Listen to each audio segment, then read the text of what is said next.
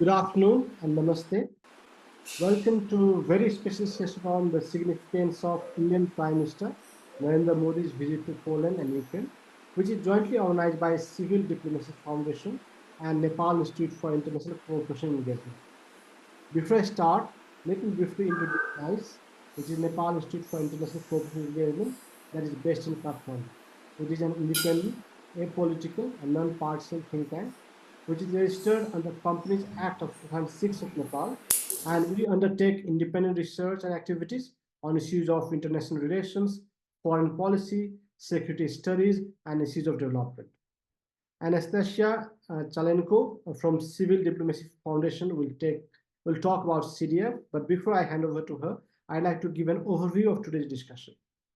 As we all are aware that Indian Prime Minister Narendra Modi visited Poland on 21st August, which was the first visit by the Indian Prime Minister after the independence of India. After Poland, he also visited Ukraine, and all these visits took place after the recent visit of Narendra Modi to Moscow. These high-level visits are taking place at the time where Russia and Ukraine war is still on. It is in this context we have invited four speakers: a diplomat from India, Ambassador Chandra Mohan Bhandari, who is former Indian ambassador to Poland; Dr. Dhananjay Tripathi, who is senior assistant professor at Southeast University, New Delhi; Dr. Tomasz Łukaszuk, who is a faculty at University of Warsaw and former Polish diplomat; and Professor Dr. Olena Bordilowska from National Institute of Strategic Studies, Kiev. It will be a panel discussion where Anastasia and I will raise a few questions. Then we'll open the floor for the audience to raise their questions. Before I start, I'd like to invite Anastasia to share a few words about the foundation and welcome the speaker. Over to you, Anna. Dear colleagues, ladies and gentlemen, good afternoon, everyone. I'm very glad to see you today. My name is Anastasia. I'm project manager in International Charitable Foundation of Civil Diplomacy that is based in Kyiv. And this is a public authority designed to use social communications channels to defend and promote the realization of Ukrainian national interests. For many months, we are focusing on Asian policy, and this is a big honor to have this panel discussion today with your dear colleagues. Because we are trying to spread the popularity of developing this political area in Ukraine right now. We believe this is a perspective and strategic area. And talking about today's panel discussion, I would like to highlight that India, with its rise in global influence, play, I believe, a crucial role in the shaping the dynamics of international relations. And Poland, as a key member of the European Union, and Ukraine, a nation at the heart of the Eastern Europe's political landscape, they represent significant strategic interest to India. And the discussion and agreements that have taken place during the visit could potentially somehow reshape the contours of international cooperation in areas such as trade and maybe defense. And I believe that today's panel bring together experts from diverse fields and each offering unique insight into the various aspects of this visit. And in closing, I would like to express again my gratitude to all our panelists, participants for making this event possible. Your presence here today underscores the importance of this dialogue between our nations, between our countries, and the shared commitments to understanding and addressing the complexities of our world. So I'm giving the floor to Dr. Pramod Jaswal. Thank you, Anna. Now I'd like to invite the first speaker, Ambassador Chandra Bhandari, who is former ambassador of India to Poland. He has been a member of India's Foreign Service since 1974. He has served as India's ambassador to not only Poland, but Lithuania, UAE, and Cambodia, and as a consul general in Toronto, Canada, and served in various capacities in Bangkok, Oslo, Laos, Canberra, Phnom Penh, and Toronto. He has a master's degree in national security and strategic studies from National Defense University, New Delhi. Ambassador Bhandari, let me raise the first question. How do you look at PM's Indian Prime Minister visits to Poland and Ukraine?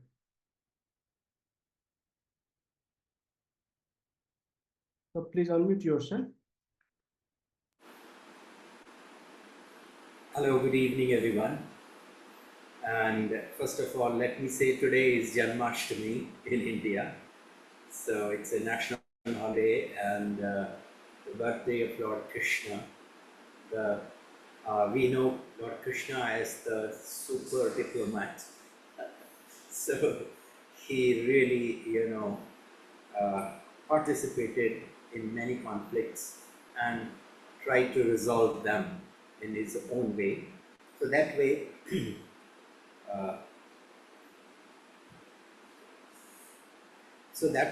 it is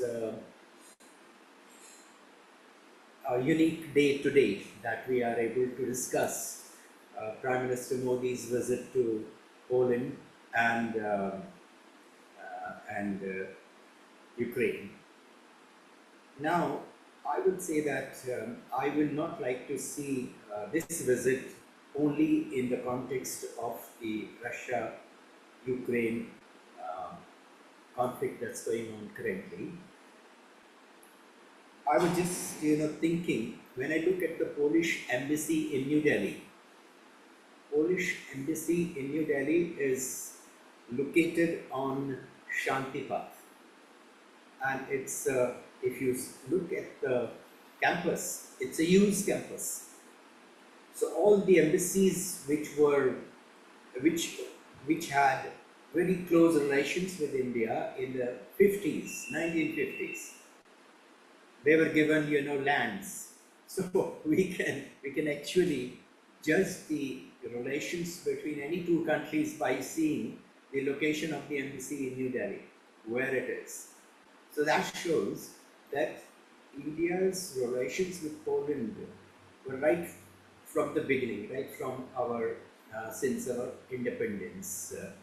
And secondly, Poland, I regard as a very important nation in Europe now, in the present situation, in the present context.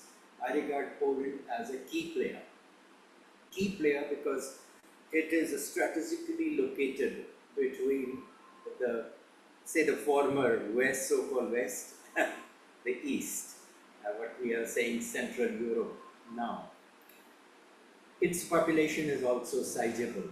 It's not a small country with limited population. It's a sizable population. During the Soviet era, the Polish industry, I think, got quite good development. And especially, I think, in armaments, we were importing a lot of things from Poland as a member of the Soviet group. So therefore, in my opinion, Poland has always been a key player, and it's a pity that over the past 200 years, Poland was suffering from all fronts around it. So during my time in Poland, two things struck me very importantly.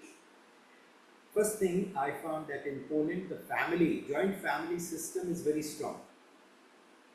Secondly, in Poland, the church always maintained its independence. So during the communist era, these two institutions, the land rights and the church, enjoyed their independence.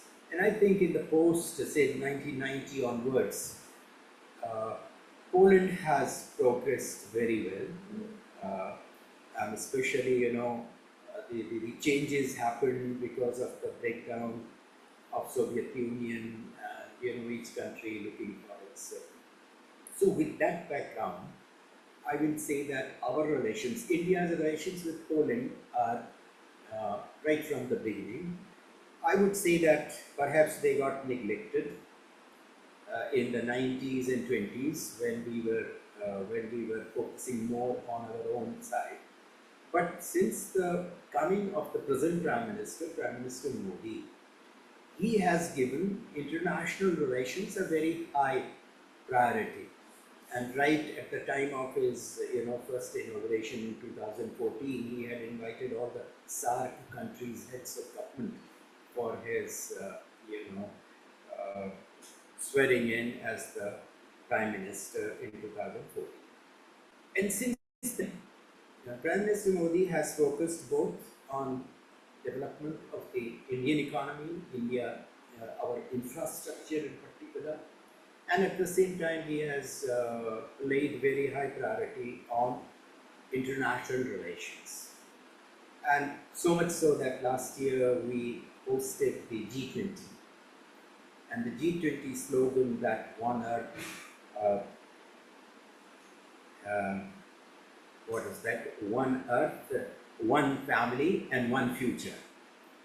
So that was the outlook of our current government, that unless we see international peace and all countries coming into collaboration, really individually a country thinking that it has progressed, it's not so well. And that's where, right from the beginning of the Russia-Ukraine conflict, the emphasis has been on not resorting to war to settle your boundary disputes. And these should be done only through negotiations. And therefore, just because Prime Minister Modi had visited Russia last month, and so it became necessary for him to visit Ukraine somehow to negotiate. I don't think that was the position. Yes, I think to some extent, as we saw, the Ukraine President Zelensky in saying that he didn't like Mr. Modi embracing President Putin kind of thing.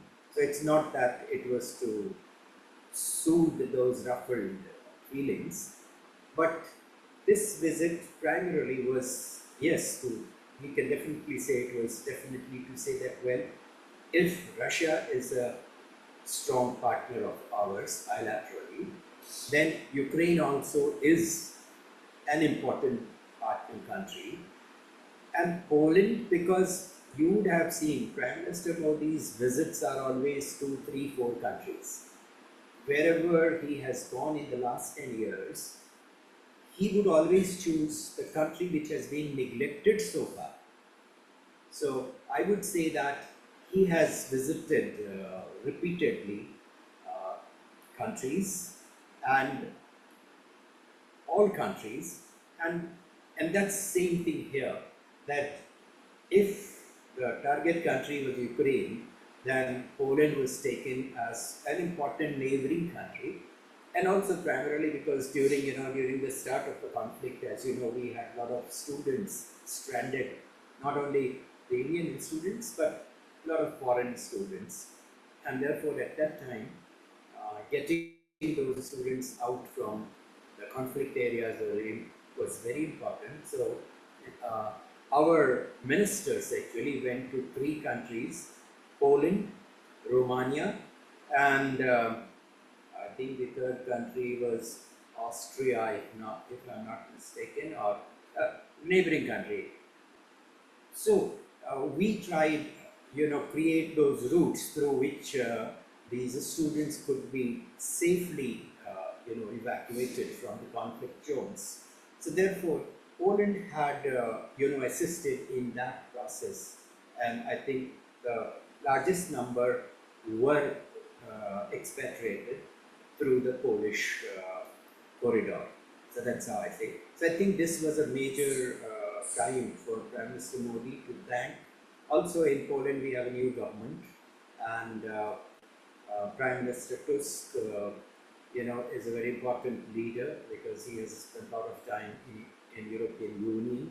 So therefore, Prime Minister Modi's, I think, visit to Poland is standalone. It has nothing to do with Ukraine-Russia visit. That's how I feel, and that's how it was conducted. But since Poland itself is an important, former Soviet bloc country, and even though Russia and Poland, I know that has, a lot of bilateral issues. So, but still, Poland is a very critical country because it's a NATO country, which is just bordering Ukraine. A lot of refugees from Ukraine are in Poland, so those are a major burden. So therefore, Poland does figure in this whole conflict. So, But but as do you far see as the we role of are India in concerned, Russia-Ukraine conflict? Like, do you see India have any role in India in Russia-Ukraine conflict, where they can diffuse the tension?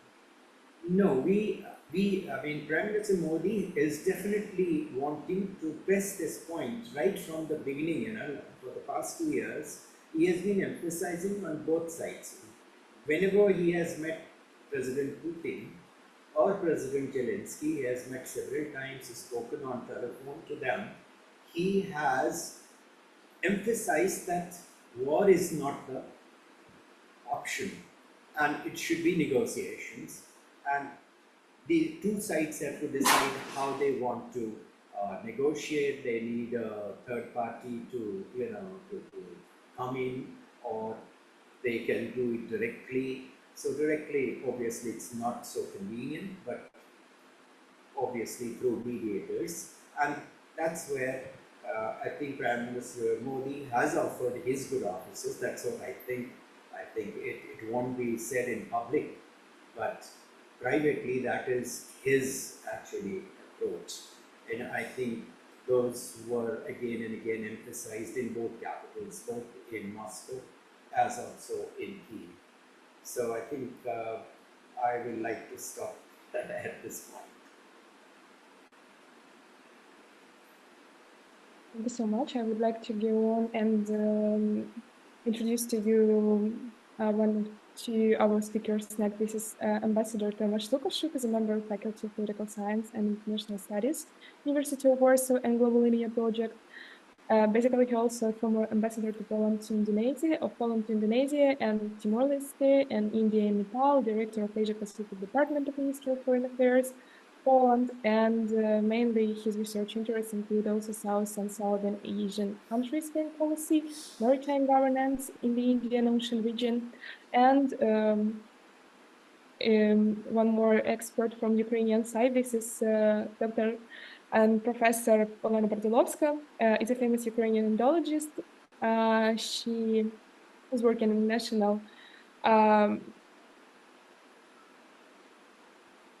National Institute for Strategic Studies, and recently he also has taken the position of Second Secretary for Culture and Humanitarian Cooperation of the Embassy of Ukraine and Pakistan. He also taught on Kiev National University, Kiev-Mohyla University, and her scientific research covers Ukrainian relations with the countries of the East, Indian civilization, culture and history of India and Pakistan, South Asia in world politics. And if you don't mind, I would like to give the floor to you, Dr. Bardylovska, and to ask you make several remarks and highlights of how do you see from your perspective the visit of Modi to Poland and Ukraine right now, what it can bring in terms of mutual bilateral or multilateral cooperation, international arena, or maybe you some specific additional comments that could not be covered maybe in general press. So thank you so much. I would like to give it to you. Thank you so much for the invitation. And I would like to apologize first. I could be switched off any moment because today we have one of the longest combined attack from Russian side by drones and different types of rockets, and there are blackouts in Ukraine. That's why I'm definitely, I hope that I will be with you up to 4 o'clock, and then I will be definitely switch off because we have our own schedule of these blackouts, unfortunately. So what to say about the visit? For me, it was not for me, of course, only, but for all the Ukrainians, especially for Indologists like me, it was really historical visit. I know that from Indian point of view, I follow the news and I gave a lot of interview to Indian media during this visit and before this visit. I know that, first of all, Indian analytics and politicians, they look at this visit as an act of brilliant Indian diplomacy of balancing. Right? Because yes, we know that the credo of Indian diplomacy is a neutrality, and India managed to have a good relationship with Russia and also with Ukraine. And that's why it was anticipated that after visit to Moscow, Prime Minister Narendra Modi will come to Ukraine as well. And finally it happened, and that's why it's very good. But let me share with you some Ukrainian observation. As a person who deal with the India-Ukraine relationship for almost 30 years, I would tell you that it was always very easy to tell about India-Ukraine friendship, relationship, and everything. Because in Ukraine, you can't imagine how many people we have who just adore Indian culture, who practice yoga, Ayurveda, who dance classical dances, know all the Bollywood actors and so on. But also we have a very strong school of Indology here in Ukraine, and Ukrainian scholars and professors started to translate from Sanskrit into Ukrainian, not Russian, Ukrainian language since 19th century. And at the beginning of the 12th century, 20th century, we already have translated texts like Rigveda, Shakuntala, and many others from Sanskrit into Ukrainian. Unfortunately, this Ukrainian school has been interrupted during the Soviet time because of these repressions. But right now we have again people who study seriously not only Indian culture, philosophy, and history, but also Indian politics. We have a very good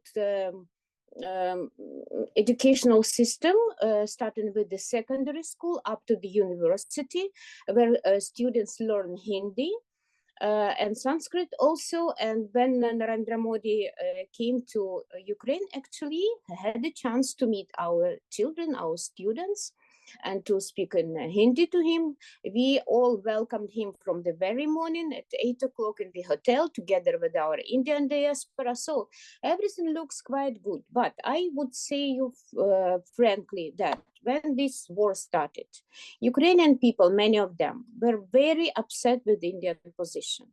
Not many of them understand what kind of neutrality India keeps, what does it mean.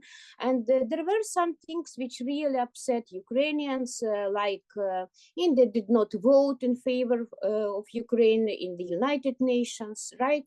India never condemned this aggression and actually never said that it is an aggression.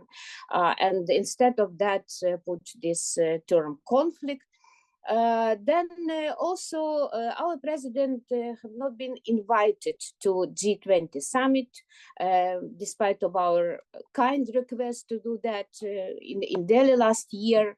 Yes, India participated in many functions, but India did not sign a final communique of Peace Summit this June, and many other things. But the last point happened in July 8, when Narendra Modi visited Moscow, and at the same day, we had a severe attack in our central children's clinic. And as we know, this visit, because of that, has been interrupted. It was not finished completely. The last round of negotiation has been cancelled. And as I know from my diplomatic friends, next day when Narendra Modi came back to India, he decided to schedule the visit to Ukraine immediately. And we had him this Friday. And I will tell you why for us it is so important. It's really historic visit because it is the first visit of Prime Minister of India to Ukraine in 33 years of our independence. We only had two presidents of India in 1994 and 2005, when the late President Abdul Kalam visited Kiev, and also we welcomed him at my university. It was a historical visit as well, but we never had Prime Minister of India here. Right then, for us it is very important that visit happened in the time of war, when we experienced very tough times, and it's really very valuable for us. The third thing is that Narendra Modi still came after visit to Moscow to demonstrate this neutrality and balance of India. And I would say that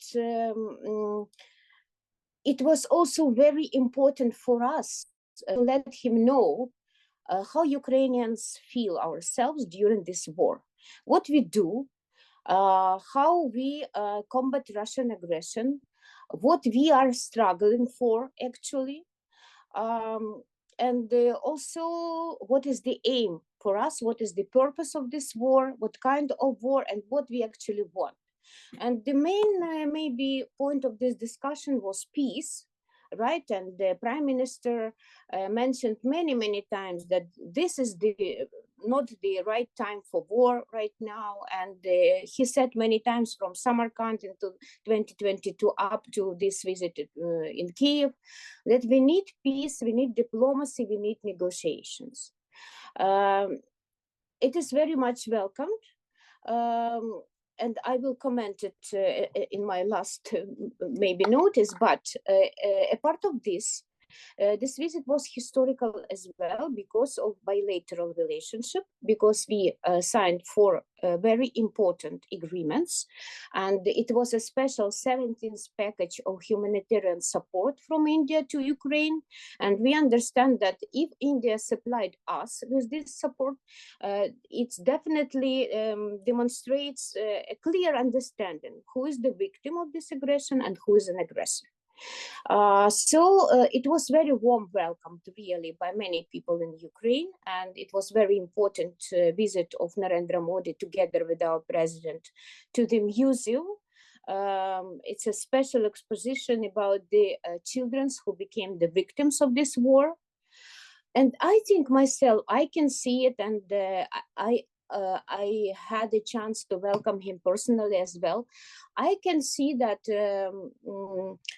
he can feel something, and it is very important when a leader of such a big country, very important country, a big player, big actor in the international arena, could come and see by himself. And it seems that he feels something, which is very important. So we do have some hopes for better understanding first, for better relationship, not only trade and cooperation, but also humanitarian, medical, and military collaboration as well, because as I know, India follows all the analytics there. They follow our war. They know what is going on the front line, and President Zelensky explained His Excellency Narendra Modi what is going on. India is aware about our new technology, and they are very interested in drones and other things which we can produce itself here in Ukraine, and we do it. So that's why we do have some hopes. But just to conclude about this peace negotiation and the role of India, right? Narendra Modi clearly said that he is not a mediator in this war, right? But India and His Excellency Prime Minister himself will do any possible step to stop this war, or to ensure some negotiations. What is more, we definitely know, and Minister of Foreign Affairs, Dr. Subramaniam Jaishankar, openly told about it during the briefing, during the press conference after the negotiation, that India already participated in some very important negotiations without all this hype, very quiet and not officially, but India negotiated nuclear issues, especially in the beginning of this conflict about Zaporizhia nuclear plant. India also participated in Black Sea grain agreement.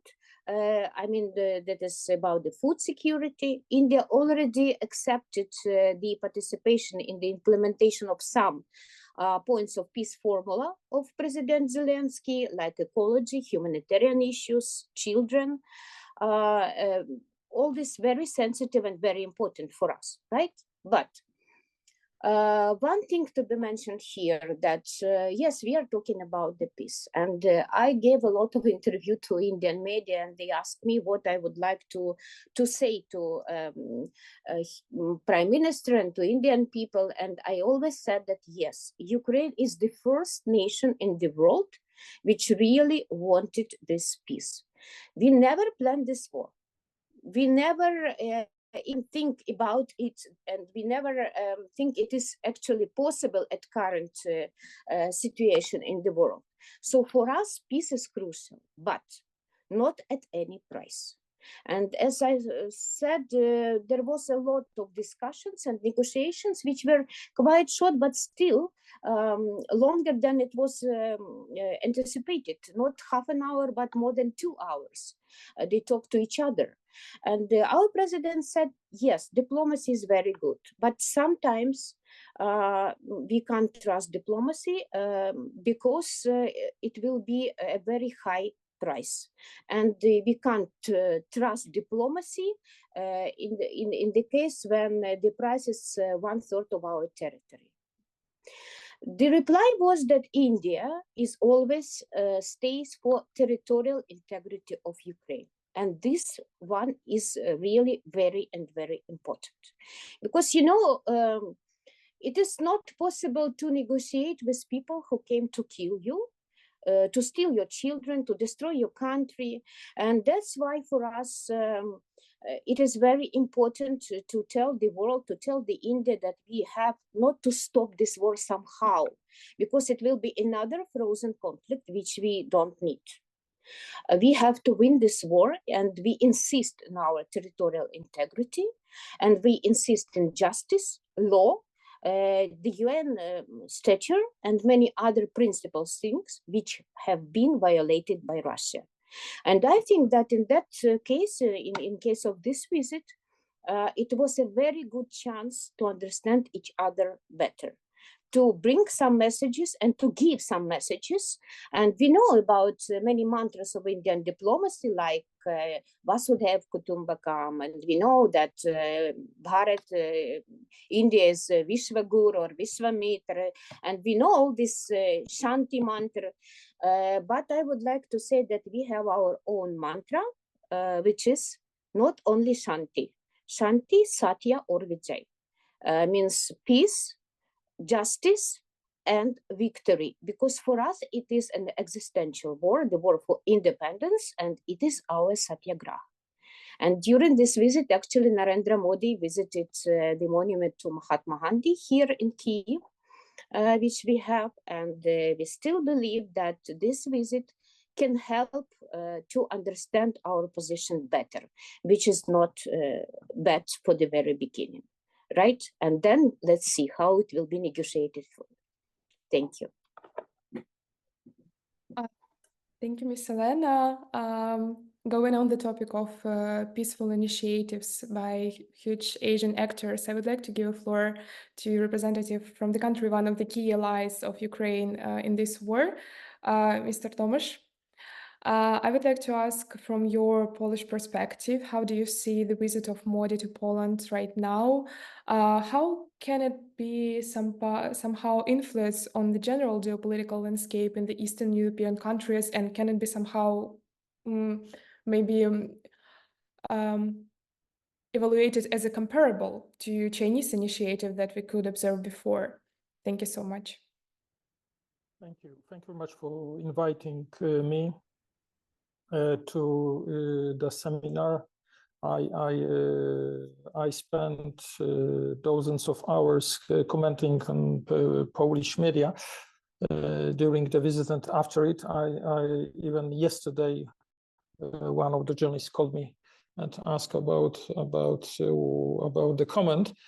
Because this visit was really historical for us, not only in the context of Polish-Indian bilateral relations after 45 years, the last time the Indian Prime Minister visited, but also was historical in the context of the war in Ukraine, the Russian aggression, and the something which Russia did. I mean, breach all the regulations, all the treaties, all the conventions which been signed and adopted since mid-19th century. So for us, it's also existential war, and for us, it's also the matter of the solution to the conflict, and the question: will Russia sit together with us, together with Ukraine, together with Poland and other democratic countries, and discuss the terms of engagement in the peaceful solution? I'm pretty sure that India will. Judging from the history of India and judging from India's engagement in a peaceful solution of the current conflicts in the world, judging also from India's activities within the United Nations. So India is one of the leaders of the global south. India has based on its philosophy, based on its foreign policy, and its activities within the United Nations. So we really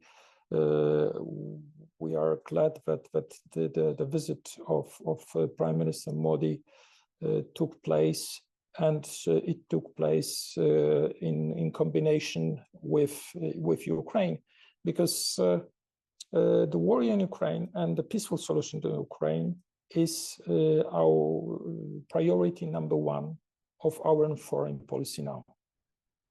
And it's not only ours, but also other democratic countries of the European Union, especially neighbors of Russia. So the promise of the personal engagement of the Prime Minister Modi in peaceful solution of the conflict, we treat it as a very, very serious statement. And on the sidelines of the Prime Minister Modi visit to Poland, the whole day consultations between foreign ministers of Poland and India took place. And certainly Minister Sikorski and Mr. Jaishankar, they mainly discuss the security issues and the security of the Central and Eastern Europe region, how we can cooperate, how India could contribute to the fastest possible solution of the conflict. Thank you. I question, so I can continue. So I think it's really important to have India, because what was the proof of say the interconnectivity of the world security was also the involvement of China and North Korea in Ukrainian conflict. I mean, I'm speaking. Do you hear me? Yes. I hope I'm okay. Thank you. Because both China and North Korea, they are as you know, they are helping in military equipment. It was already mentioned by Professor Elena Bordiłowska. So if both countries from India's neighborhood are engaged, so it means it's no longer only the war in Central and Eastern Europe. It's already global conflict, and the countries in global outreach are also involved in this conflict. And as I said, this conflict is a proof that what we nations constructed for the last 150 years and all the system, international system based on rule of law, based on respect to the civilians during the conflict, respect to the POWs, all those conventions, all those rules were breached by Russia. So now is the question, so where Russia is heading for?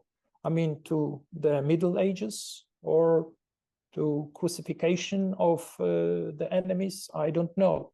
But for us, it's really a shock, and not speaking about the acts of genocide, because as you know, Polish scientists defined the genocide after the World War II, and there was a big hope at that time in the 40s and 50s that the genocide would never repeat again in the world, but it does. It does, and I hope that India will be deeply involved, deeper than now, in a peaceful solution of the conflict. We do understand in Poland. The interdependencies between India and Russia. I'm speaking about military equipment. I'm speaking about oil and energy security of India. But we are not asking India to stop the relations with Russia. We are asking India to put bigger pressure, tougher pressure on Russia, just to behave in within the UN Charter, at least. Thank you. Thank you, Ambassador. Let me move to Dr. Dhananjay Tripathi, who is Senior Assistant Professor at Department of International Relations in South Asian University. He holds Master and PhD from the School of International Studies at Jawaharlal Nehru University, and he is expert on Europe as well. So, Dr. Tripathi, the same questions, like how do you look at PM Modi's visit to Poland and Ukraine, and what might be the primary objective of PM Modi's visit to Poland and Ukraine, and do you think PM Modi can have a role and can impact Russia-Ukraine's conflict? Over to you. Thank you, Pramod, for having me in this panel. I have heard all the panelists, and one of the good things speaking in the last is that you can say a number of things and can also make a few of the responses. See, the Ukraine war as Ukraine-Russia war, as it has been viewed in India. Professor Olena has pointed out certain things. Ambassador Bhandari has also pointed out certain things, and I like to just put some of the views, which may not be the official view. I'm an academic, so I maintain a very neutral position on things. But one thing is for sure, that these two visits should not be seen as one linked to another. It's a two different visit to Poland and to Ukraine. Of course, to go to Ukraine, you need to go via Poland. That's a reality now. But yes, with Poland, India has a very historical relation. Also has a very strong diaspora. Indian diaspora is there in Poland right now. And if you look at Poland's own trajectory, the economic trajectory, it's quite impressive. And India wanted to maintain a good relation with Poland. Why, after so many years, for a variety of reasons, I don't want to get into that. But definitely, in the Indian foreign policy, somewhere Europe was not given much of the relevance over the years. Now there is a shift. And we have seen some improvement in last 10 years or so. like India has started a kind of discussion with Scandinavian countries. Uh, India is also much engaged with Europe, and Poland is one of the very prominent countries in Central and East Europe, and we need to develop better relations with Poland. That's, I think, the priority for Indian foreign policy if we are looking at a wider role in the world politics, and you cannot really miss on Poland. So that's one. One of the purposes is to visit Poland to reaffirm the commitment for this relationship, and I'm glad that we end up signing a strategic partnership. So that's part on Poland, and I'm also sure that this partnership will grow in future. There's a lot of goodwill for Poland in India. Indian tourists are interested in going to Poland. Indian students are interested in going to Poland, and with same regard, with same respect, I would also like to say that there's a lot of love for Ukraine in India as well. Again, for historical, cultural reasons, there are many Indian students who are in Ukraine. There's a strong Indian diaspora, and all these are well aware. People of India are well aware of the kind of relationship that we have with Ukraine. But one also has to understand that India has, a very strong historical ties with Russia. That's also a matter of fact, for military reasons, for political reasons as well. There were times in past when India required some kind of support at the UN, and it was Soviet Union earlier and Russia that has given that kind of support to India on political issues. So in the Indian strategic community, I'm talking of the academia and all, there is this kind of understanding that in this fast changing world, and it is no longer a unipolar world, there's a growing understanding that it is a multipolar or becoming many poles in the world. India has to look for its interest. And that is why India has maintained a very neutral position on this war. As I said, that because of certain constraint that we have. But and let me tell you very frankly on this, Pramod, that it is in the Indian interest. Like any other country of Europe, it is in the Indian interest that the war should stop. Why? And to, if you allow me to, if I make a provocative statement, and I think that one of the factors that is there in the Indian mind is also China. India would like this war to stop. India would not like to see a much closer strategic partnership developing between Russia and China. And India would like to have a peaceful Ukraine. That is, again, something very important for India. Now, how far India can act in this, or how far India can go in this? So there is a natural constraint, as I said, that it's not merely the military reasons, there are the political reasons as well, why Russia has been viewed positively in India. There is a political reasons for that. But yes, Ukraine is also being viewed positively in India. Nobody want this kind of war where two friendly countries are in a kind of a conflict. That's not good thing for a country like India. So one of the primary reasons for this visit, after July, Prime Minister Modi has visited Russia. And there was a little bit of criticism from different quarters, particularly coming from Ukraine, that why he visited Russia. And I can understand, we fully understand these kind of sentiments. So in order to reflect that we stand neutral on this, the visit also is planned to give that message strong and clear that here is the Indian neutral position on this. Second, if I'm allowed to say, there was this kind of a discussion that Indian Prime Minister may have some message for Ukraine.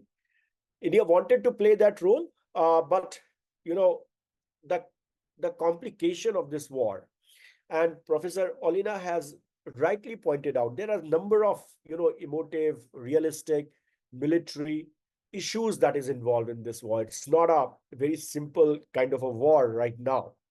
Uh, and I understand the Ukrainian anger as well, which is very just, because in a way, legally speaking, in the international relation term, it is an invasion. It is an invasion, uh, because the territorial integrity of a country has been violated. That is a reality.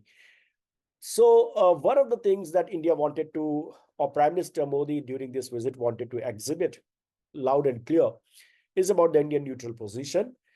India will be more than happy to play any kind of role if accepted to all the parties, and if that kind of consensus develops, then definitely Prime Minister Modi will not hesitate in taking those initiatives.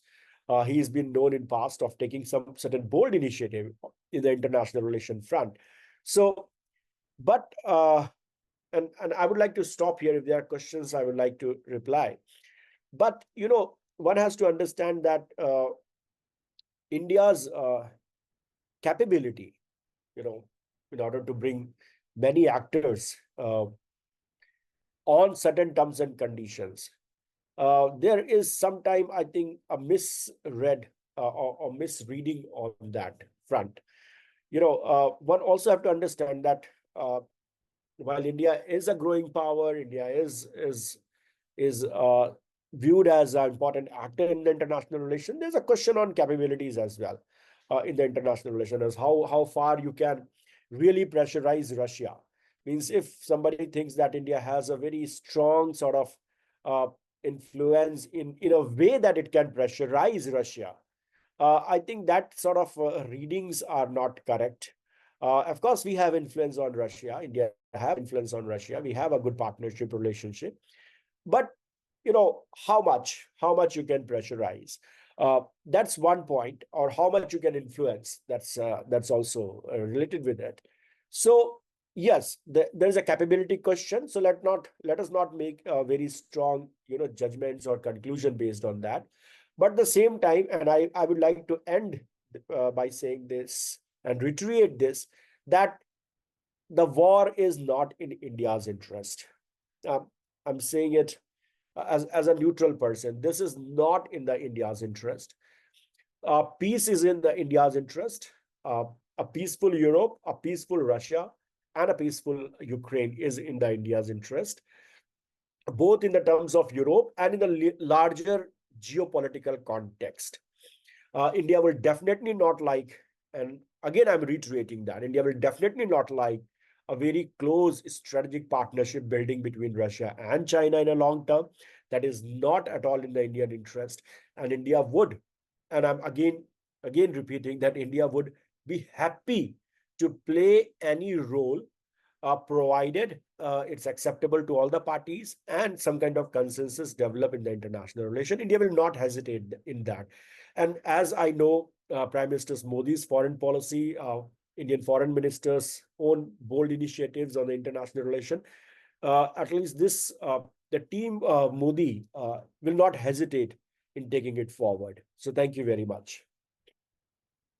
Thank you, Dr. Tripathi. Let me come back to Ambassador Bhandari. Ambassador Bhandari, you have received lots of questions on like how this visit will impact India's relation with Russia. Like there is a question that India has close relation with Russia for many years. How would this recent visit to Ukraine fit India in this new triangular relationship now? That is one. There are also like what are the challenges that will arise due to PM's visit to Poland and Ukraine, because Russia and India are our closest partner. So there are lots of questions. Like on the one side, those who believe that India and Russia should continue, they're worried of the new engagement with Ukraine and Poland. And the many who believe that India should stand with Ukraine and Poland are questioning that, are we going to, questioning, or they are expressing that should we dissociate with Russia or should we look for new partners? So how do you look at this new triangular relations where India and Russia are the old partner? Now India is moving to Ukraine and Poland as a new partner. And Mr. Bhandari, to you.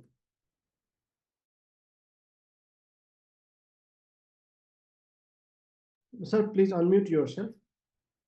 Sorry.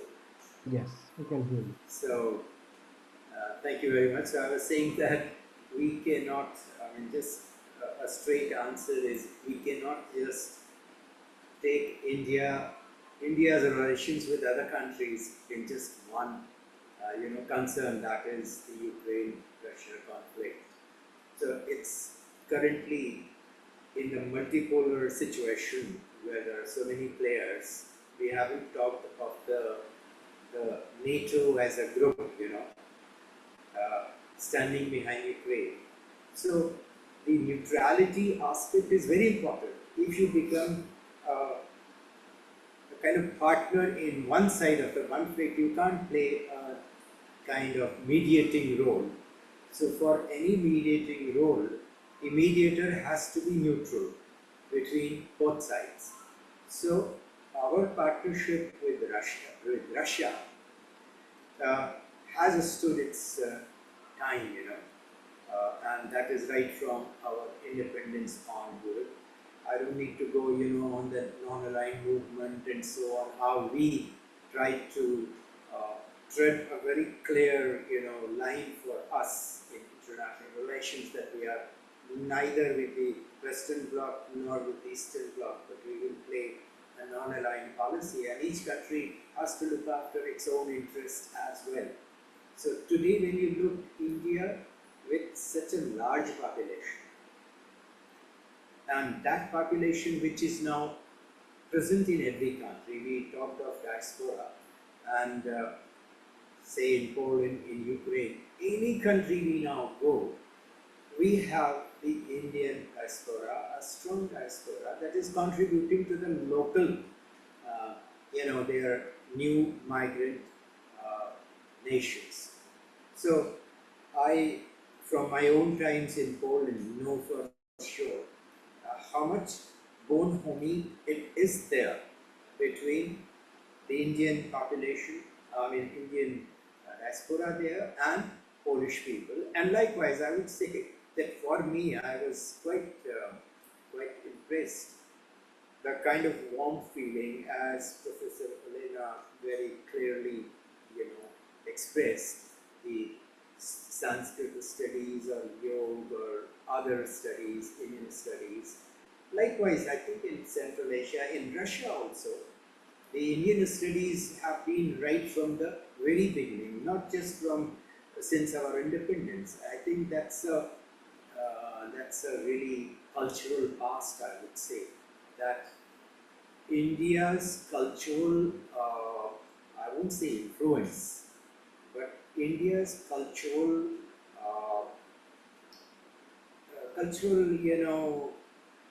traditions really spread all around, right? The whole of Southeast Asia, towards north, and then towards west through the Arabian world, and right to the west. So therefore, today, our children are going to, for example, Ukraine for medical studies. So these are, we recognize that if we are not able to have sufficient, our own universities able to cope for the Indian population, they are going for, technical studies, medical studies, higher studies, and gradually they are becoming a very strong, influence. And this is happening even in the West, the North America, as you know, in US, or even in England, how much Indian diaspora is now actively involved in the policy making. So therefore, from the Indian perspective, we should never forget that while we are interested in doing whatever best we can, every nation is first protecting its own interests. And I think our interest in this conflict is really to somehow bring it to firstly stop the violence, stop the war, and then Professor Verna said that we don't want to put it in the cold storage. So, but is the conflict, if it goes on and if there is destruction from both sides, it's not helping anyone. So the people are, suffering from it. So therefore, we look at the Israel and Gaza conflict, how much disruption is going on, and both sides are keen to follow their own positions.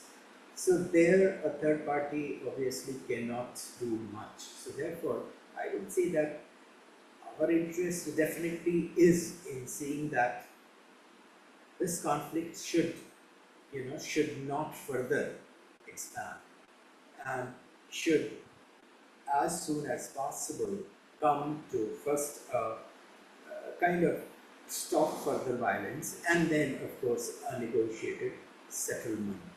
So that's how really I will look at it. And this is where I would say, I mean, this is my a different angle. These days, we all nations are looking at a very narrow perspective of their own, their own interests.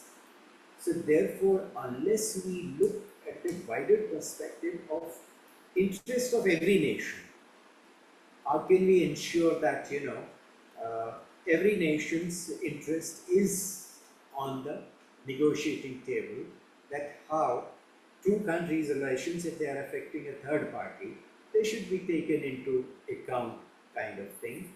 So therefore, I would say that from our India's perspective, we will of course want to have the best of relations with each country, and in the process, if we can help parties, then certainly we will do whatever we can, and that is what I think the present government is doing quite a lot. And here I must say that in these 10 years of Prime Minister Modi's government, he is the one who has taken such proactive approach to international relations. Previously, we were not so proactive, and we were simply making statements, and that was it, neither here nor there. But Prime Minister Modi is very proactive. For example, in our own neighborhood, for example, Afghanistan, we were supplying humanitarian assistance in everything, and this is happening not just for our where we have interest. It is being done without that narrow-minded approach. So I think when we look from that perspective, we have to really both through the United Nations, whatever influence we can, and directly with the parties, or at least the few countries who are closely affected by it, for example, Poland, Belarus, and other similar countries who are directly on the borderlines. So therefore, taking all those countries together, only that really we can think of advancement. Otherwise, the power players and influence, that is not going to take us anywhere. Thank you. Thank you so much. Let me translate some questions from the chat we got by our audience. And I would like to address the first few of them to Professor Podilowska, if you don't mind. Coming back to idea and to narratives about the mediation position of India, I see the two questions devoted to this topic. This, why India is trying to be mediator to Russia-Ukraine, and what are India's interests. From my perspective, I would like to add whether India would like to be mediator in this process, like comparing to some other initiatives, like for instance, Turkey or China, and if that they really want, or just to secure oil deal that they had with Moscow to get unaffected somehow, right? Because we do understand that the contracts they have with Moscow, this is a long-term contracts, and it cannot be somehow cancelled just because the change in narrative foreign policy. And can it somehow affect the India-US relations in terms of strategic partnership? Thank you so much. And if it is possible, I would like to start with very small remarks to the previous speeches, right? Mm-hmm. Yeah, right, of course. And then answer the question because I'm nervous about the time and blackout. So I would like to manage everything. First of all, as Professor Tripathi said, there were two different visits to Ukraine and Poland and Ukraine. I would say yes and no. Why? Because for us, it is again very symbolic that Narendra Modi visited two Central European countries. I will tell you why. I visited India many, many times. And since 90s up to maybe 2014, I can see and I can witness that Ukraine has been understood like a post-Soviet space. That's it. I had a lot of meetings with Indian diplomats and professors, and we were the part of this post-Soviet space, while Ukraine never been a full part of this Commonwealth of Independent States. Still, right now, we can see this change in Indian diplomacy. And finally, Indian diplomacy started to understand Ukraine as a part of Europe because not only because of this war, because of the association agreement with the European Union, our close ties, and also because of this huge support we got from our Polish friends and not only from the Europe. This is one thing. So again, this was a very symbolic visit just to remind you that it was the flag day in Ukraine and a day before the Independence Day in Ukraine when the PM Modi came. So I think it's really important. And also Professor Tripathi rightly mentioned that diaspora in Poland is very important and influence. That's true. In Ukraine, we don't have such a huge diaspora. It is small, but it is very strong. And I would like to tell you, sorry, it's again the air alert is over now. Our diaspora, Indian diaspora in Ukraine is not only just a bridge between the two countries. They are very patriotic. I mean, they love both countries. And no one from my Indian friends left Ukraine when the full-scale invasion started. They are here with us, all Indian diaspora. They supported us, our armed forces, in many different ways. And I will tell you, they saved a lot of Ukrainian people in the first weeks of the occupation, when they gave the shelters, when they just saved people from hunger and many other things. It is very important as well, just to mention, right? Then let's come to the questions. Yes, and one more small remark. We are not angry about India. We're a bit upset, right? Because of this behavior. But my job is to explain people here what is going on and why India keeps such a position. This is my job, and I try my best to do that. And now finally come to the questions. What is the role of mediation, and what are the plans, and what is the oil deal, and so on. Let's start with the oil deal. You will be surprised, but for example, me and colleagues, economists also in Ukraine, who know the details of this deal, we have nothing against it. Why? Because somebody should buy this oil from Russia, okay? We know that India is a huge market, a lot of consumers, they really need this oil. They never buy this oil for prices which are upper than it was provided, right? It's a very good situation for India to buy very cheap oil. Yes, it's not very, how to say, maybe somebody will tell you that it's not moral or not good for us, but we can understand why it happened. And the most important thing here is that we know definitely that India pay for Russia for this oil in Indian rupaya, in rupees, right? Which Russia could not keep. They could not change it into some other currency, right? And it means that this money, they are not working for the Russian, how to say, military economy. They are working for India, first of all. And this is a very good situation. Mostly these rupees, they are till now in Indian banks, as we know. And it was a lot of proposals given by Narendra Modi, Prime Minister, Foreign Minister Jaishankar during his last visit to Moscow in December last year, how to invest this money into Indian economy. Then what to do? It's not bad for us. We understand that His Excellency Ambassador Bandari said that every country should look on its national interest first.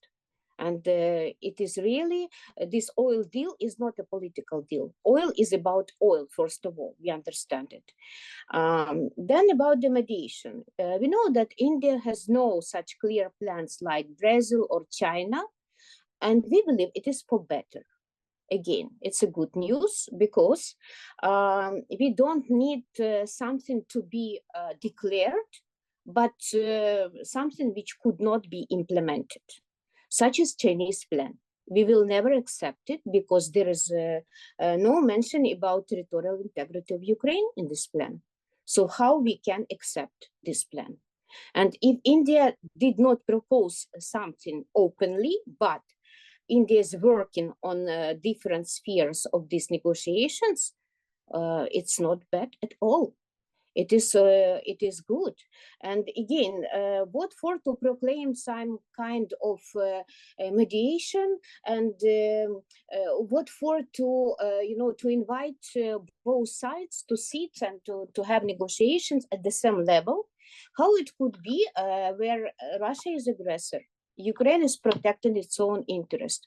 How it could be a direct negotiation right now? It is not possible, but we definitely know that there are something which is working. There are some messages from Ukrainian side to Russian side, from Russian side to Ukrainian side, and it was definitely under discussion during this visit. Right? So if Indian diplomacy, which is very traditional, very classical, I would say, will work on that quite, how to say, not openly, very quiet, it is okay for us. We only need a result, a good result for all these things. And we don't need all these proclamations, declarations, peaceful proposition which could not be accepted. You see, it's better to have such a practice of mediation, which India already has. We definitely know that. And I think, yes, it was all the questions around this, right? Maybe something else.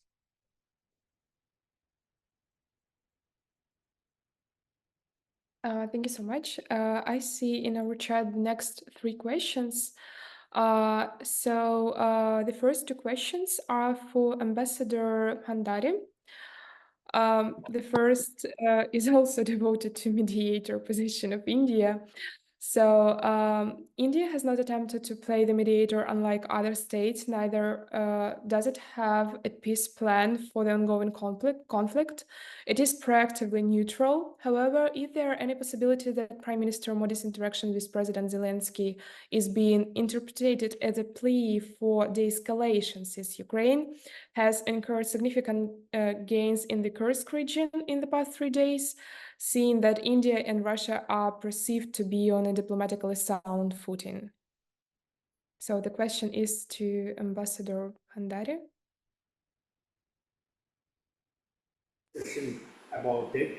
So, and Professor Lena rightly said that you don't discuss the negotiations in public, you know. These are not matter of, being discussed in press or in social media. These are very serious negotiations, and they are disclosed only when they mature. So therefore, this is nothing new. So therefore, that is happening, and I think Prime Minister Modi's visit has to be seen in this context, that he decided to visit, Ukraine. It isn't easy to go in such situations, but he is that daring leader who doesn't, care, who is really interested in peace, and therefore, I think whatever is being done as to what is possible. So, an aggression has taken place. Now, how to this? Unless there is de-escalation, there can't be no, final negotiations. So therefore, as of now, I think from our perspective, that's the best that is being done.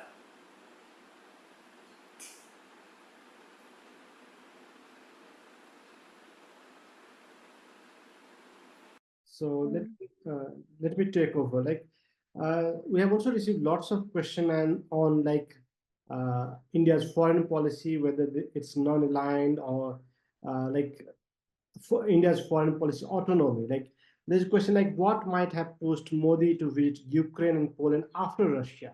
Maybe I'd like to raise this question to Dr. Tripathi. That like is India trying to balance or show India's foreign policy autonomy? And there's also a question on that, like non-alignment foreign policy should not be interpreted in absolute sense in the context of Russian aggression over a small power like Ukraine. Do you think the Indian interpretation of non-alignment foreign policy has highlighted the value-free neutrality?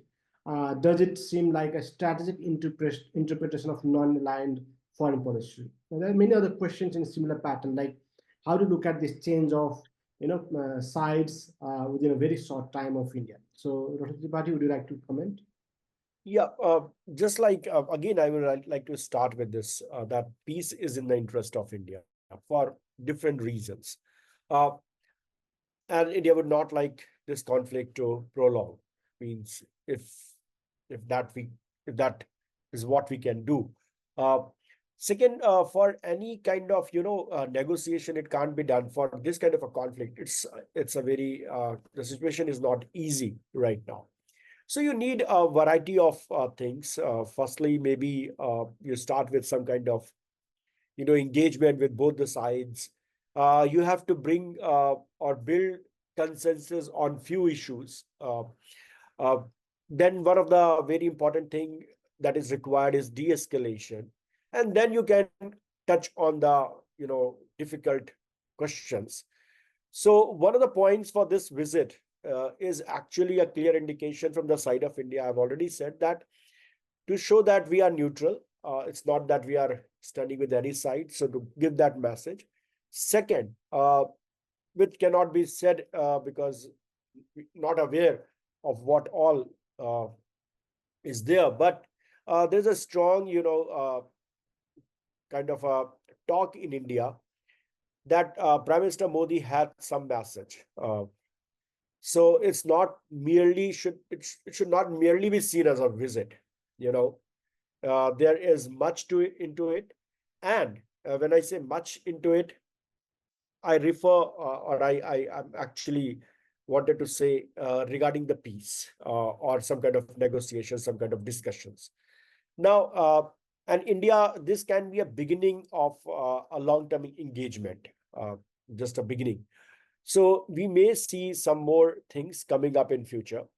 That's also one of the discussions in India. But see, this cannot be done in one go. And as I said earlier, it's also the question of capability and how much you can exert, your influence on both sides. But there is something going on, and India is interested in playing some role. How, when, what will be that role? What will be the issues? Is still very premature to really flag it here or to say anything on that. But there's a clear indication from the Indian side that they wanted to be involved in this, and that is what the visit means. It's to reflect on neutrality, but at the same time a clear indication that we wanted to work for peace. So there are two messages. If one has to draw from this visit, then these are the two messages. On a non-alignment neutral position, I think let not get confused with the non-alignment of Cold War era to the neutral position right now. There's a much difference on that. It was a bloc politics, and from bloc politics means today we are seeing a war between Russia and Ukraine, and India, for that matter, is for India, I think Russia is important, but so is Ukraine. It's not that, and there are military relationship with Ukraine as well. Let's not also forget that. There are military relations with Ukraine. There are military relations with Poland. So, and it's historical. So, and the third thing, which again, is about the shifting geopolitics in the world. And India, in that regard, understand that it is in a very difficult situation here in this kind of shifting geopolitics, particularly with the rise of China. And India shares border with China. It's unlike many of the China's competitors who are in the Western countries. India directly shares border with China. So I think the peace in the interest, India would definitely like this conflict to end sooner the better. And the message is clear that India will play some role. How? I think we cannot really talk about it. But there are messages for sure. There are messages from Ukraine, from Russia to Ukraine, and Prime Minister Modi also have some messages. So let's see how it works out. But it's just a beginning of something large that is going to come soon. Thank you. Let me get Dr. Tomasz into this, and also the Ukrainian participant. Like Dr. Tripathi said, that there is much we can expect from the visit, and much is expected. Things are developing behind the scene probably, and only thing one can hope is peace, and that is what he was indicating.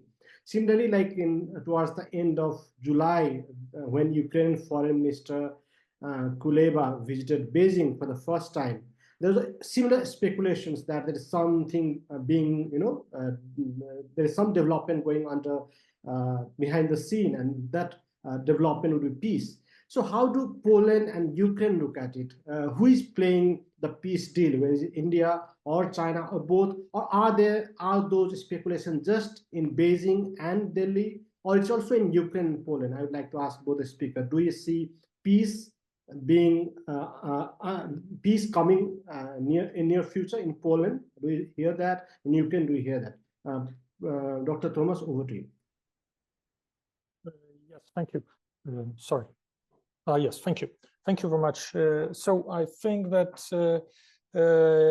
it's Ambassador Bandari, as experienced diplomat, knows like me that the diplomatic negotiations are not in the limelight, and these are not going through the social media, and we have to wait for the output of the diplomatic work by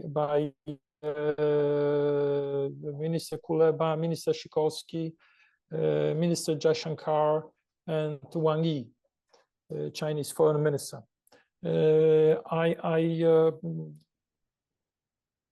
What I presume that all those gentlemen I mentioned, they are in close contact with each other, and they are negotiating. For sure, they are in contact, not starting, let's say, last few days, but months. And for us, the role of both India and China is also the stopping or limiting the Russian empire ambitions, and also Russian temptation to use the red button. I mean, the tactical nuclear weapon. For us, it's also crucial to keep this conflict beyond the nuclear arms. And I believe that the dialogue goes on, the negotiations goes on, and I pray for the successful end of those negotiations. Thank you. May I ask Professor Olena to respond to it? Sorry? Would you also like to respond? Okay. Like, how do you hear? Like, do you hear in Ukraine that India is playing a role in getting the peace deal, or sometimes it's Beijing? So, who is the player? One. Second, do you also hear such hopeful news in Ukraine, or is it only we who hear it in Beijing and New Delhi? First of all, let me thank both His Excellencies, Ambassadors Bandari and Łukaszuk for their observation, like experienced diplomats. They know what they are talking about. And we can't get clear, clear answers for these questions right now. And again, I believe it's for better. We can't just discuss something which is, in the shadow of this diplomatic negotiation. As I told you, we definitely hope that India can help us and can be involved in these negotiations in different spheres, like nuclear security, like food security, like humanitarian questions, like ecology, like demining, like the reconstruction of Ukraine. And by the way, it was one of the points of Narendra Modi's visit to Ukraine, how India will help us. And it was one agreement which has been signed already during this visit about some financial support from India to our communities which suffered during the war. It means India's role is already here. We can feel it and we appreciate it. And of course, we hope for more. And now, there is a lot of rumors about the next peace summit, where and how it will be. And as our president said, this time it will not be in Switzerland. And most of all, it will be somewhere in the so-called global south.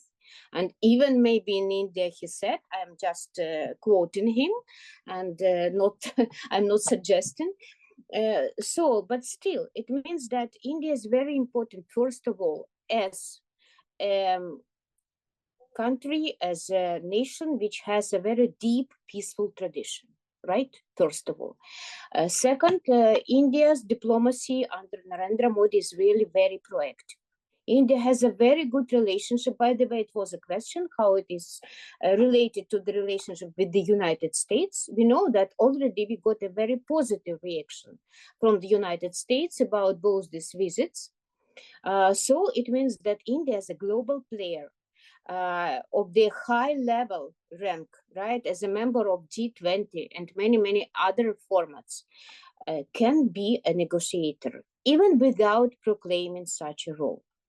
And the third one, which is again very important, India is the voice of global South, and we believe it's her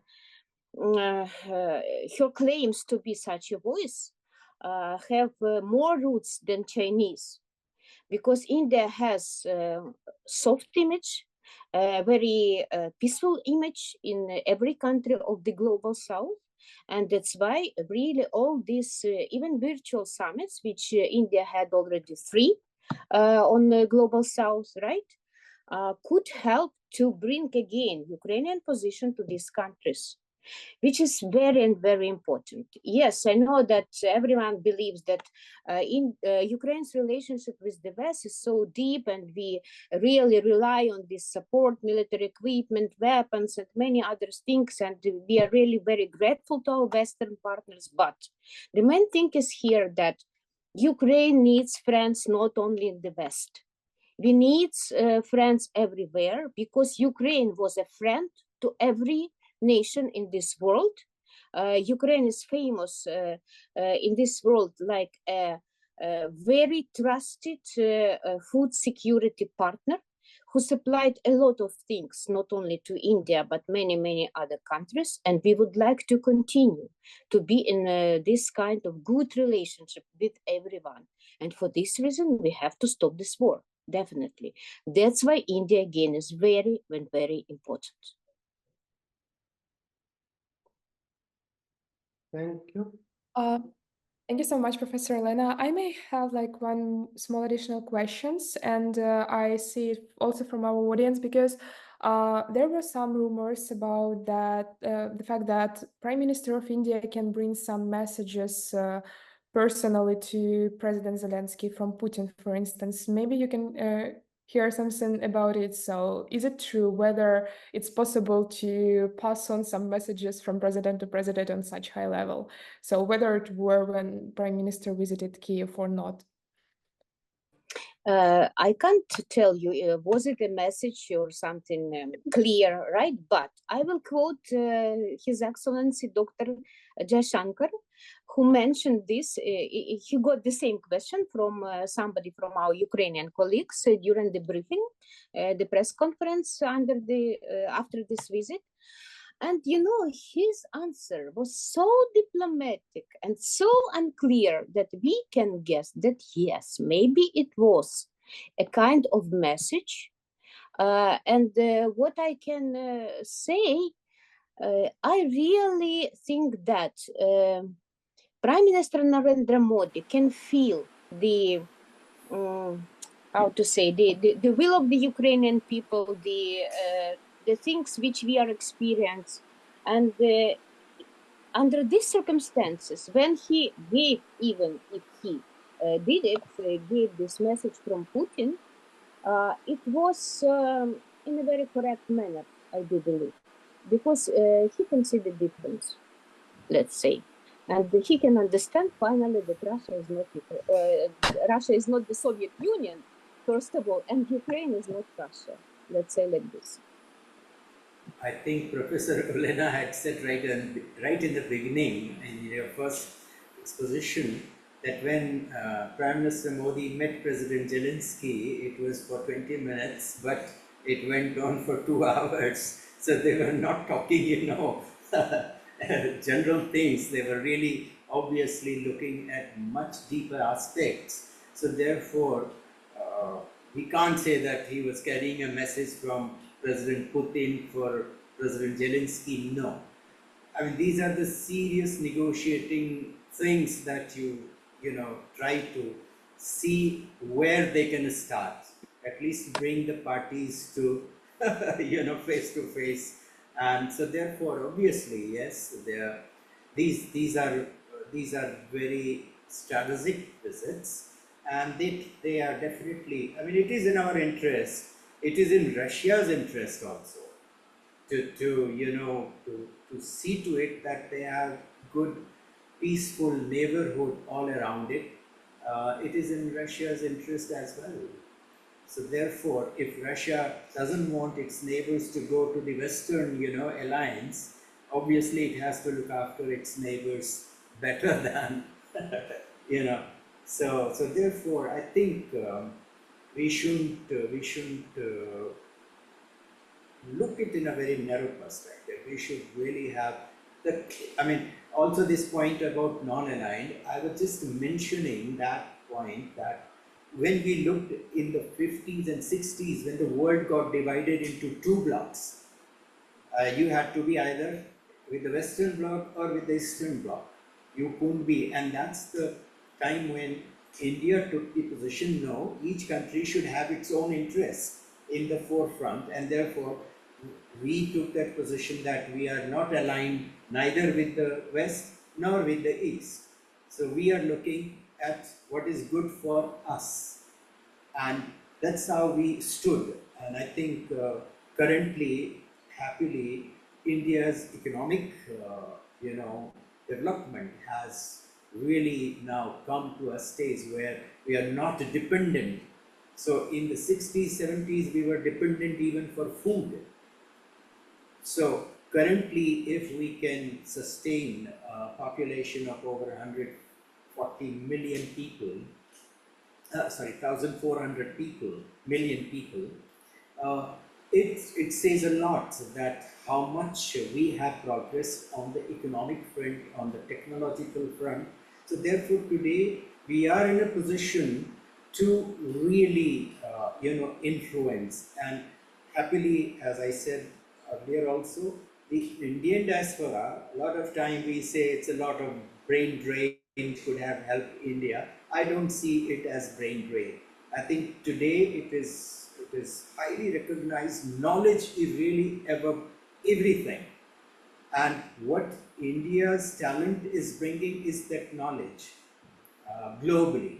So therefore, I think it's a very, very interesting situation where the public opinion also now matters. And therefore, I think if at the public level, they could build such influence on their respective governments to, promote peaceful coexistence. That is very important. Political, economic, and people-to-people relationships.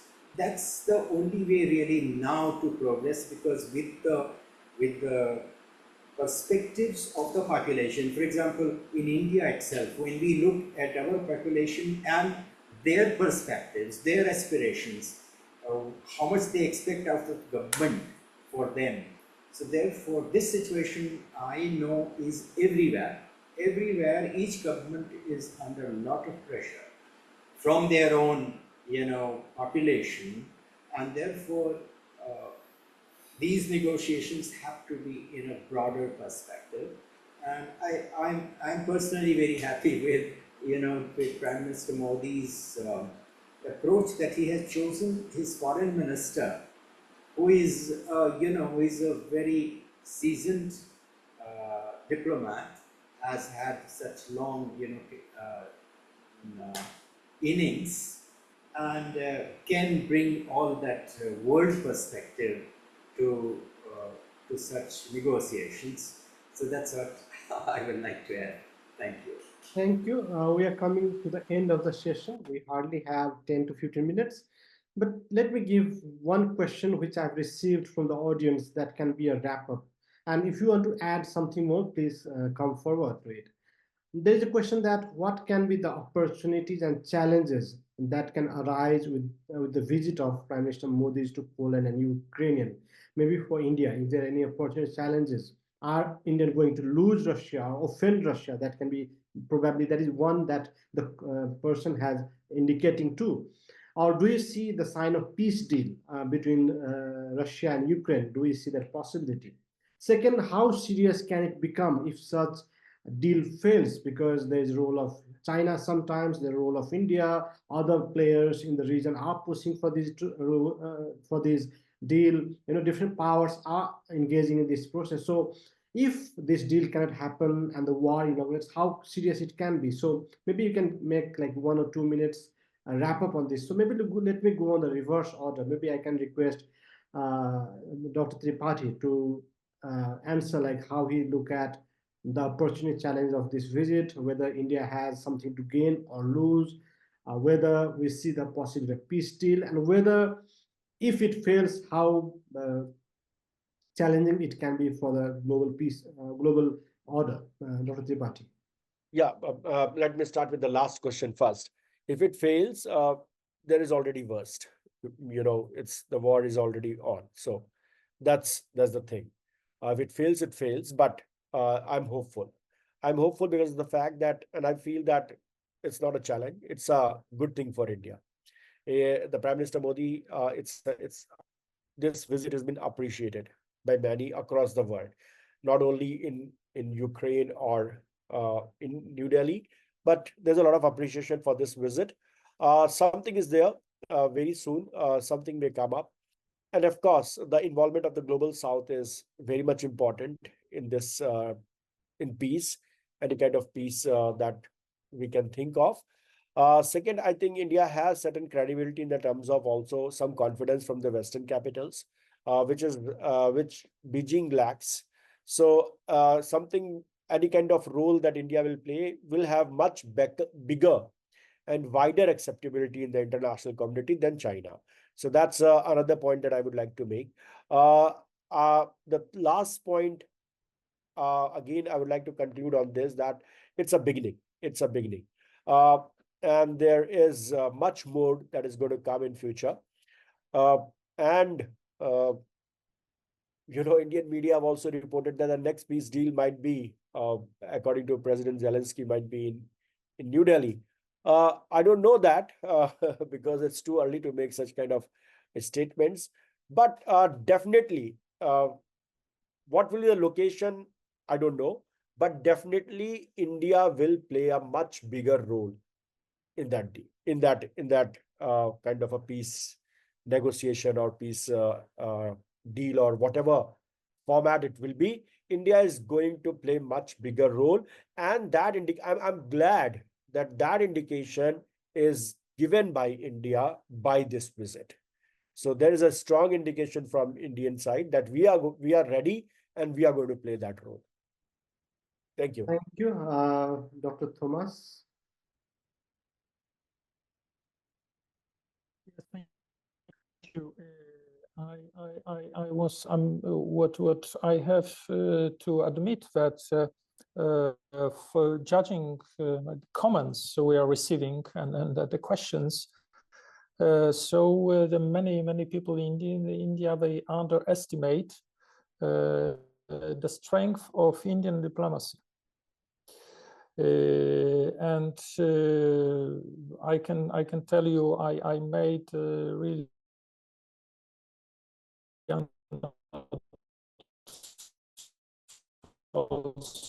being ambassador of India, but as it was mentioned, I was in charge of Asia Pacific in the Polish Ministry of Foreign Affairs, India, and I spoke to Indian diplomats.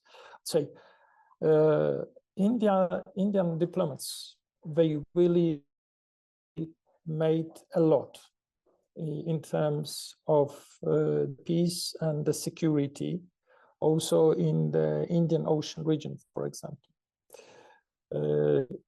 Like white shipping agreement. I mean, the exchange of information about all the countries in the Indian Ocean,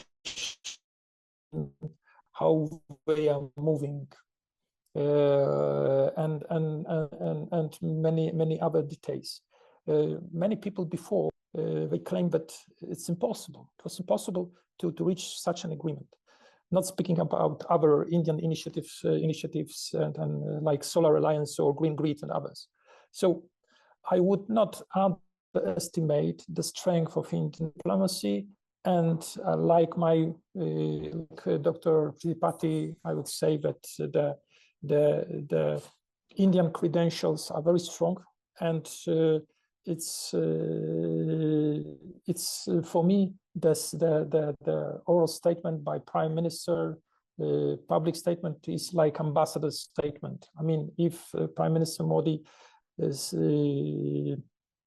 promise in Warsaw, in the presence of our Prime Minister, that he would personally engage himself in the fastest possible solution and end of the war, for me, it means a lot. Thank you. Thank you, Dr. Tomasz. Professor Olena.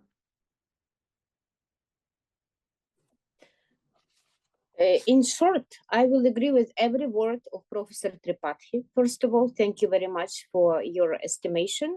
And it's really a strong indication of what is India going to struggle for and how it can play a bigger role in the international arena, even more than it plays right now. And as Ambassador Łukaszuk told, don't underestimate Indian diplomacy. It is very strong, very classical, and very experienced one. One more thing is that it was a question about, is this peace possible? Right now, no.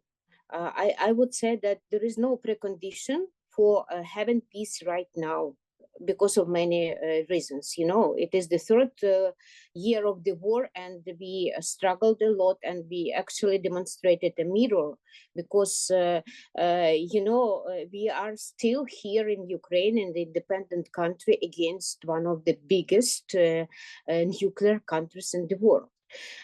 Still we are struggling, and we know what for we are struggling, but it does not mean that we should not think about negotiations. It will take maybe a lot of time, but we have to start this process. And if India can help us, then it will be very much appreciated.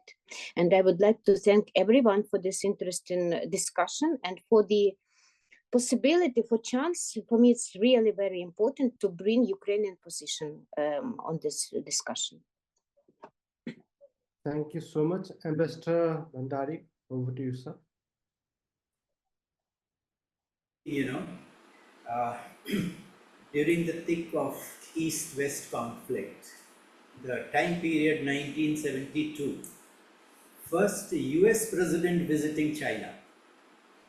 So you can see in the midst of East-West divide, US changes its, America changes its, foreign policy option, and US president makes the initiative to visit China. That was the first in 1972. It was immediately after, in 1971, India and Soviet Union that time had this, limited strategic partnership agreement.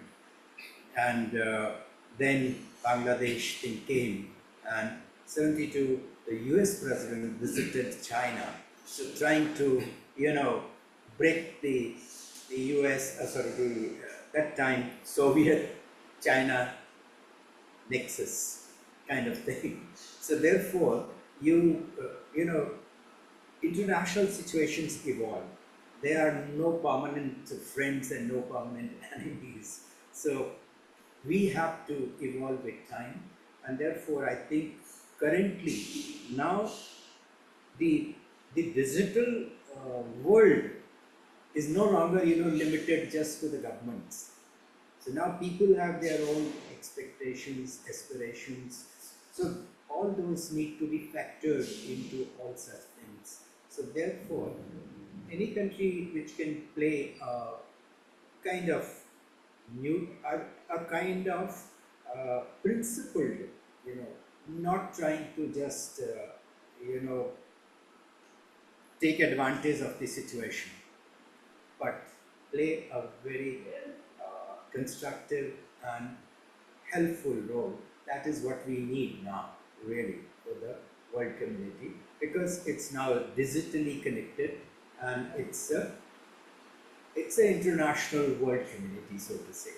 So that's what I would say, and I thank you very much, from Kathmandu having this initiative, and I was pleasantly surprised when you asked me to join this webinar, and I'm glad that I joined it.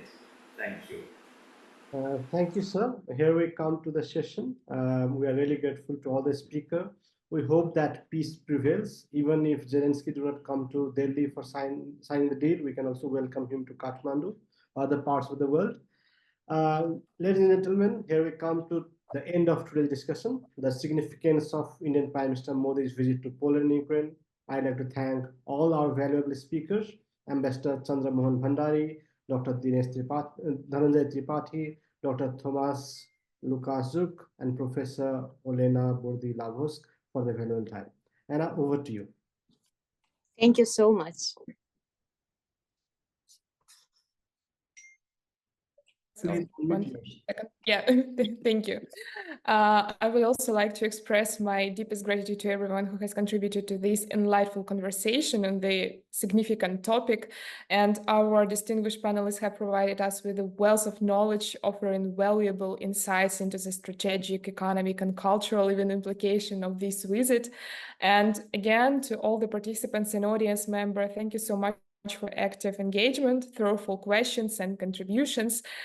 And your presence and involvement have made this event truly special. I'm also grateful to my colleague from Nepal Institute for International Cooperation and Engagement for moderating this event and for suggestion to organize this event today. This is very special for us, and I'm again grateful, and I believe that our cooperation will keep on further time, and just wish to be in touch with every of you. And our foundation is always open for communication with all experts from all over the world, just to make any discussion and panel discussion fruitful and useful for developing the mutual cooperation between foundation and governments. So yeah,